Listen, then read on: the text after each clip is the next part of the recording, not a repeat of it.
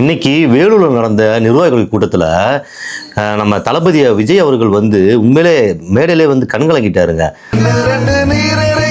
அதை பார்க்குறப்ப வந்து ரொம்ப மனசு கஷ்டமாக இருந்துச்சு. ஏன் தெரியுங்களா, அவர் மேலே வந்து பழியான பழி இல்லை, 41 பேர்த்த கொண்டுட்டேங்கிறாங்க, ஏன்னா நடிகை கூட இந்த மாதிரி இருக்குங்கிறாங்க, இப்படி வந்து விமர்சனங்கள் வந்து வச்சுக்கிட்டே இருக்கிறாங்க. அவர் எதனால நம்ம ஃபீல் பண்ணாரு, கூட பழகிக்கிட்டே இதுக்கு முன்னாடி வந்து ஒரு 4 வருஷத்துக்கு முன்னாடி விஜய் அரசியலுக்கு வராதுக்கு முன்னாடி வந்து இப்போ இருக்கிற சிஎம் அவர்கள் கூட விஜய் வந்து பெருமிதமாக பேசியிருக்காரு, சீமான் அண்ணன் பெருமிதமாக பேசியிருக்காரு, சாட்டை துரைமுருகன் முதற்கொண்டு நிறைய பேர். இப்போ இன்னும் தேமுதிக அந்நியர் அவர்களுக்கு மட்டும் தான் என்ன பேசலை, எடப்பாடி ஐயா கூட வந்து இப்போ ஒரு 6 மாதத்துக்கு முன்னாடி கூட வந்து நல்ல விதமாக பேசினார். இவங்க எல்லாருமே சேர்ந்து இப்போ விஜய் அவர்களை வந்து ரொம்ப தாக்கி ஒரு கீழ்த்தனமான பேச்சுக்கள், ரொம்ப விமர்சனங்கள். அந்த மனுஷன் வந்து 41 பேர்த்த கொன்னுட்டேன்ட்டு ஒரு பழி எடுத்து போட்டாங்களே, அப்பயே அவர் மனம் உடஞ்சிட்டாரு.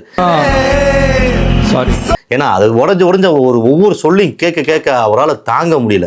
யாருக்காக வந்தார் அவர் நடிச்சிருந்தா வருஷத்துக்கு ஒரு 2 படத்தை நடிச்சுக்கிட்டு ஒரு 500 கோடி சம்பளத்தை வாங்கிட்டு பேசாமல் இருந்திருக்கலாம்.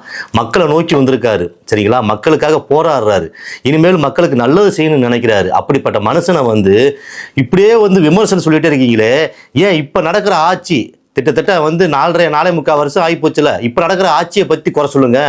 நான் கேட்குறது வந்து எடப்பாடி ஐயாவை சொல்கிறேன், சீமன் ஐயாவை சொல்கிறேன், ஏன் இப்போ இருக்கிற வந்து டிஎம்கே வந்து என்னென்ன செய்யுங்கிறது அதை சொல்லுங்கள். ஏன் அதை சொல்ல மாட்டீங்க? நான் கேட்குறேங்க, 4.25 வருஷத்தில் வந்து எத்தனை பேத்துக்குங்க வேலை வாய்ப்பு கிடைச்சிருக்குது சொல்லுங்கள்? யாருக்குமே கிடைக்கல. ஆனால் இப்போ அரசியலில் வைக்க போகிற ஒரு மனுஷனை வந்து இவ்வளோ விமர்சனங்கள், இவ்வளோ இது மொத்தத்தில் அவர் மேடையிலே கண்களுக்கு வச்சிட்டிங்களே, அவங்க மொத்தத்தில் மக்கள் எல்லாமே ஆதரவுங்கிறது இதுலேருந்தே தெரியுது. சரிங்களா, இன்னைக்கு நிர்வாகி கூட்டம் தான் உள்ளுக்குள்ள நடந்துச்சு, ஆனால் வெளியில் உள்ள கூட்டத்தை பார்த்தீங்களா?